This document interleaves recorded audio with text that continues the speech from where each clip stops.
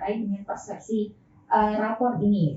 Iya Mbak Zara, sedikit ya. Jadi tadi ya lanjut sedikit tentang bagaimana yang harus orang tua lakukan sebetulnya dalam menyikapi atau persepsi tentang rapor anak-anak ya. Jadi sebetulnya yang perlu kita lakukan adalah menganalisa bersama gitu ya. Jadi jangan ketika sudah lihat terus tutup gitu.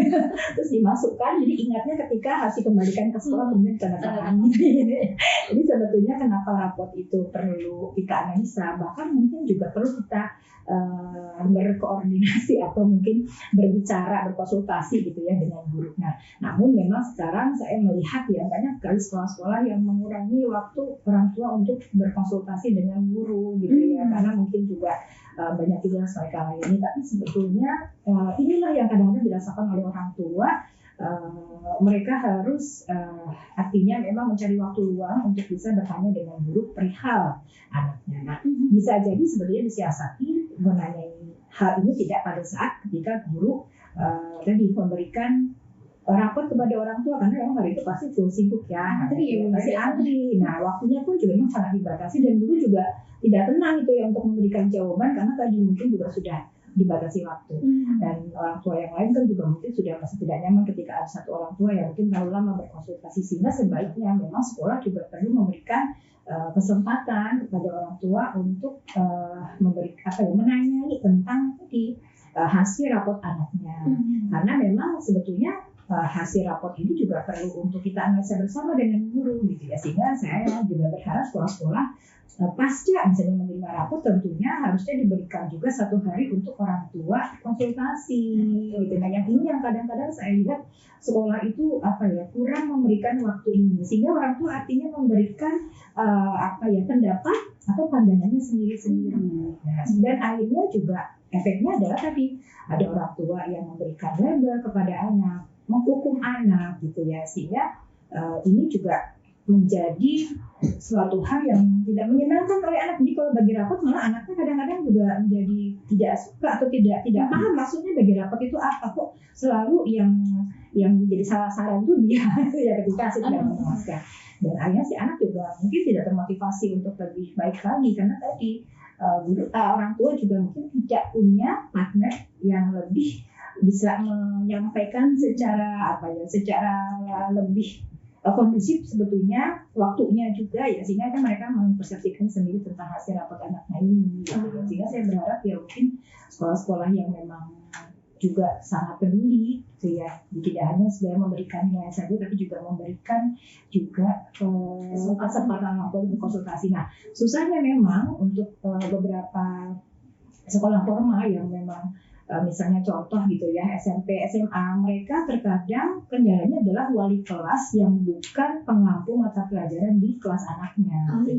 Sehingga ketika mereka mungkin menjelaskan tentang hasil belajar mereka juga belum paham. Tidak menghadapi secara langsung beda ya dengan SD. Biasanya memang guru wali kelas itu juga ya ada juga guru mata pelajaran, sehingga mereka tahu karakter anak, tahu tentang yang dihadapi oleh anak secara keseharian. Sekarang kalau kita melihat lagi sekolah formal di jenjang SMP, SMA, terkadang kita juga bertanya, gurunya juga tidak tahu tentang pertanyaan kita dan jawabannya apa tuh saya rasakan sekali gitu ya, karena saya juga seorang pendidik, juga seorang orang tua juga gitu ya. Jadi saya pikir ini juga perlu kita bahas bersama sehingga orang tua juga tidak mengalami kesulitan ketika bertanya ditanya kemana gitu ya. Sementara guru mata pelajaran pun juga mungkin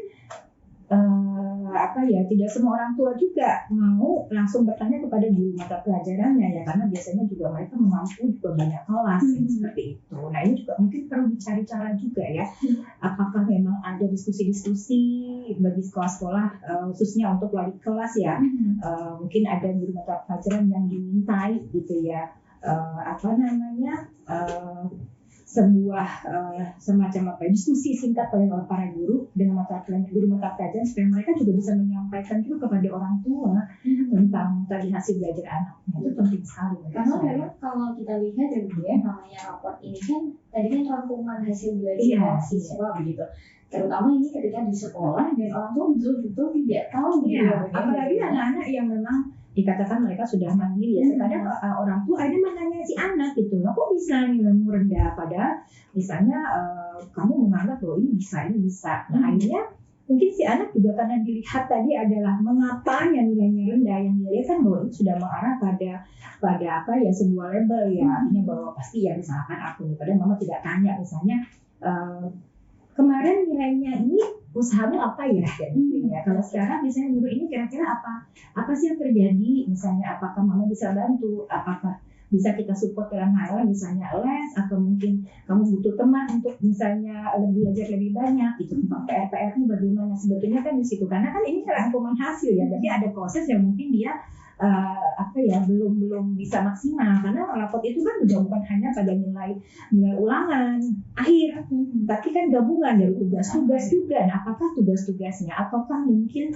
lebih kepada cara pandang gurunya, misalnya melihat si anak, misalnya ketika mungkin si guru bertanya, si anak mungkin tidak terlalu menanggapi, sehingga label guru pun juga mungkin muncul juga di situ gitu ya. Nah, ini juga perlu sekiranya orang tua juga bertanya dari sisi anak itu apa yang dia lihat, kenapa nilainya turun, ini juga penting. Nah, strategi apa ini juga penting untuk kita bahas bersama. Misalnya, oke lah, misalnya karena gini, kita bicara mengenai bagaimana kepekaan belajar anak. Jadi ada anak yang kepekaan belajarnya tinggi, mereka untuk materi-materi yang mereka sudah bisa, biasanya mereka sudah tidak mau lagi untuk banyak belajar gitu ya. Sementara untuk yang dia tidak mampu, nah dia yang karena pekannya tinggi, dia akan berupaya untuk belajar lebih giat dan lebih waktunya juga lebih lama rentangnya. Tapi untuk anak-anak yang rendah itu memang perlu sekali review. Nah, ini juga perlu kita lihat, bukan berarti anak yang rendah ini bodoh. Ketika kepekaan belajarnya rendah, kita bisa lihat kok anak ini